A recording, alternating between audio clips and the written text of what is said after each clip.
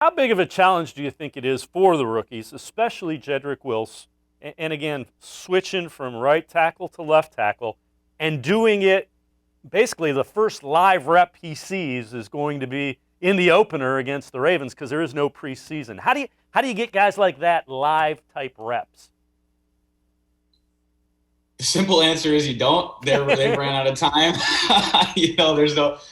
Back in the spring, everyone was saying, "Oh, that we're gonna have time to make up for this." And quite frankly, COVID had other plans. And the one thing Jedrick has going on his side is his natural abilities to achieve and succeed because of the way his feet move, his natural gifts and size. We were talking the other day about seeing Myles Garrett and Jedrick go one on one in these practices coming up, and those are the type of matchups he's got to be ready for. And I think it's a good metaphor for how the season's going to go for him. He's just going to get thrown in the fire with this. And again, I think Browns fans can rest assured that because he's the number 10 overall pick, he's got the natural skills to handle such being thrown against guys like Myles Garrett and eventually the rest of the AFC North and so on. So I know that's not an answer where, you have the time proven to see Jedrick go out and make some things happen. You'd love to see it that first in the preseason or whatnot.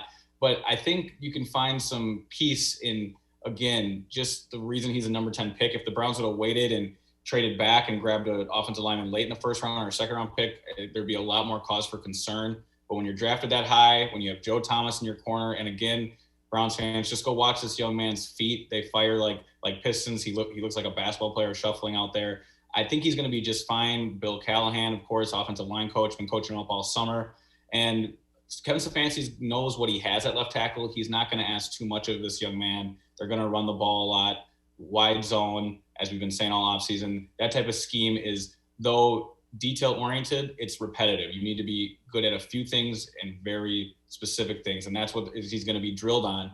And again, I keep going back to his feet. When you have those, it tends to move faster than your mind at sometimes. And that's going to be a good problem for Jedrick Wills to have.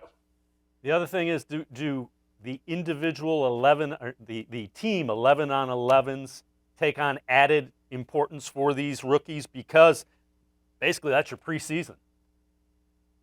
Yeah, that's exactly it. Every rep takes heightened importance. I mean, I don't care if it's on air and Baker's making his drops and making sure the running back gets the handoff correctly. The running backs have the correct hand up. The most simplest things about football are going to be magnified with these training camp practices because the timetable is so condensed.